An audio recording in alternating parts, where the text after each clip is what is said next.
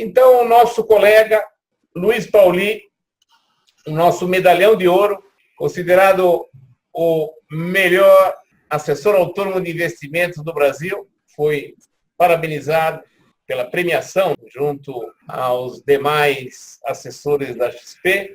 Ele tem um assunto relevante para falar agora, é a respeito dessa alteração que nós vamos ter já em breve do Fundo Garantidor de Crédito. Luiz Pauli, seja bem-vindo, como sempre. É sempre bom tê-lo novamente conversando aqui conosco e oferecendo sempre assuntos de extrema relevância para o nosso investidor seguidor. Boa noite. Boa noite, Sérgio. Boa noite, Elvis. Boa noite a todos que acompanham o professor Carlo Renzi através das redes sociais e através dos cursos e treinamentos e também do nosso Copoi. Para mim é um prazer enorme, sempre que posso participar do Copoi. Aliás, como bem dito aqui no início da transmissão, esse Copoi foi o Comitê de Política de Investimento, foi, na verdade, fundado por nós três, e para mim é sempre muito bom poder estar junto, e esse Copoi que é especial, é o Copoi de fechamento de ano, né? Bom, eu gostaria de comentar a respeito dessa possível mudança do FGC. Esse assunto já vem sendo comentado há mais ou menos 2 semanas, dessa mudança proposta pelo Fundo Garantidor de Crédito. Importante dizer, para quem não sabe, o Fundo Garantidor de Crédito, ele não é um órgão do governo, ele é um órgão privado composto pelas instituições bancárias. Então, ele é regulado, sim, pelo Conselho Monetário Nacional, mas é um órgão privado onde os bancos, obrigatoriamente, eles fazem parte do FGC. Tá? O que foi proposto durante essa semana foi, através de uma Assembleia Geral Extraordinária do FGC, ou seja, composto pelos bancos, onde participaram os representantes dos bancos, foi proposto, na verdade, uma alteração do Fundo Garantidor de Crédito. Para isso é importante relembrar e entender como que é a regra atual. Hoje existe uma garantia de até R$250 mil por CPF em instituição financeira. O que está sendo proposto é manter essa garantia de R$250 mil, mas com um teto limitado até R$1 milhão, né? O que isso muda na prática, né? O investidor mais avantajado, digamos assim, ele que tem aplicado mais de R$1 milhão em diversas instituições financeiras, sejam elas média ou grande, ele está sujeito a uma exposição de risco a mais, né? Então, na prática, ele, durante o período de 4 anos, essa foi a proposição do Fundo Garantidor de Crédito, esse investidor, ele estaria sujeito a um limite máximo de R$1 milhão. Então, fazendo um exercício, vamos supor que esse cliente ele tenha lá aplicado R$1,5 milhão distribuído entre 6 bancos. Vamos supor que 5 bancos desses, no total de R$1.250 mil em cada banco, 5 bancos desses venham a quebrar, né? Então, na regra anterior, ele receberia R$1.250 mil por banco. Na nova regra, ele passa a receber no máximo até R$1 milhão, ou seja, o teto fica em R$1 milhão. Antes não haveria teto, não tinha teto, né? Então o investidor, ele quanto mais diversificado, quanto mais ele pudesse diversificar dentro do FGC, melhor para ele, não tinha uma limitação nesse sentido, né? Então, fazendo outro exercício, vamos supor que o cliente tenha lá, um investidor, ele tenha lá R$1 milhão aplicado em vários bancos, e um desses bancos, que ele tinha R$100 mil, quebrou, né?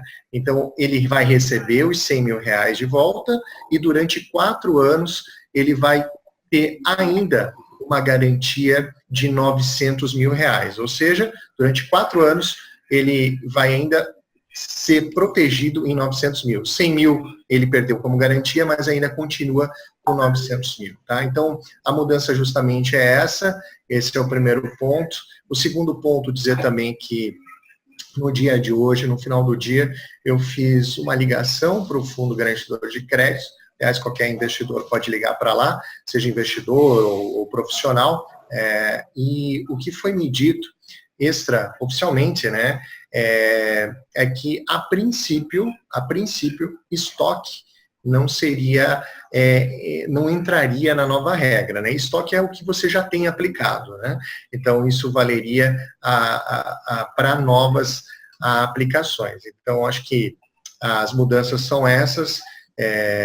Claro que para você perder essa garantia do teto de 1 milhão, primeiro você tem que ter mais do que isso aplicado e escolher muito mal esses emissores. Essa justificativa, né, dessa alteração de regra vem, segundo o Fundo Garantidor de Crédito, mas no sentido de preocupação com o risco sistêmico do Brasil, né, de uma eventual quebra generalizada.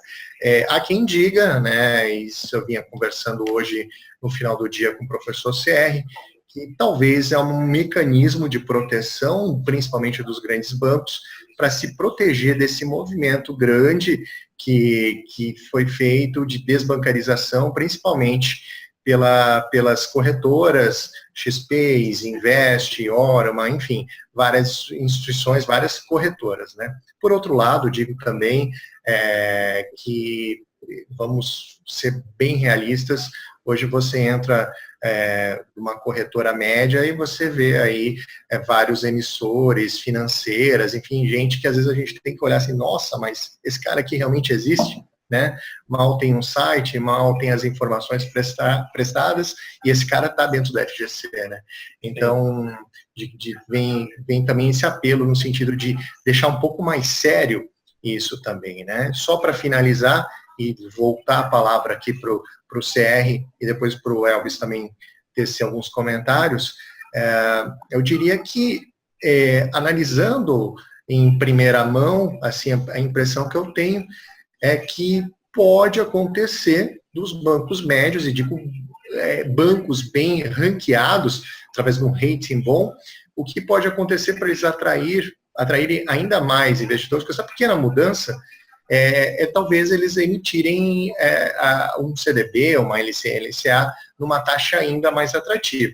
O investidor, se souber procurar bem isso, fazer o dever de casa, fazer uma boa due diligence em relação a esses emissores, pode se aproveitar disso. Acho que estou enxergando aqui um copo mais cheio do que mais vazio, acho que pode voltar para o investidor melhores oportunidades. E para isso, acho que mais do que nunca se faz de forma bastante necessária um acompanhamento do investidor, através do acompanhamento, por exemplo, como o professor CR faz, né, da educação financeira, do ranqueamento desses emissores, dos bancos, através da planilha que o CR adiantou para todos nós, que em janeiro ele vai falar provavelmente melhor sobre isso, em janeiro vai fazer uma revisão geral, o que para todos nós é muito bom. Eu, como profissional, há mais de 10 anos no mercado, tenho muito orgulho de dizer que uma das minhas principais bússolas de avaliação do rating dos bancos é a planilha do professor Carlo Renzi, que tenho muito orgulho de usar e tem me ajudado muito sempre para auxiliar não só a mim como investidor, mas assim, muitos clientes que hoje a gente atende. Perfeito, meu caro Paulinho. Então, apenas reforçando o que nosso amigo falou, a partir de janeiro, eu já fiz atualização rápida não, hoje eu fui praticamente a tarde inteira fazendo esta reavaliação. Houve muitas alterações, isso é o último balanço que foi disponibilizado pelo Banco Central, o balancete de junho de 2017, então já foi possível fazer uma nova planilha com os novos ranqueamentos. Então, nós iremos abrir o ano de 2018 com esta atualização do RAT CR2 dos bancos médios e pequenos. sempre reforçando da importância desse rating. Não basta você se preocupar apenas com taxa de juros. O mais importante no investimento, principalmente em renda fixa, é a sua capacidade de investir para que você consiga dormir bem. E dormir bem significa não se expor muito a risco, principalmente em instituições financeiras novas, que a gente ouve pouco falar, ou seja, não tem um histórico, e entra no mercado com taxas acima de 120% do CDI, como tem acontecido nesses últimos 40 dias. Tá, gente? O mais importante agora, principalmente por essas alterações que vão ocorrer em breve ali no Fundo Garantidor de Crédito, mais se torna necessário uma escolha consciente e racional das instituições, bancos, aonde você confia o seu dinheiro para 3, 4, 5 anos. Tá certo, gente? O risco sistêmico é iminente.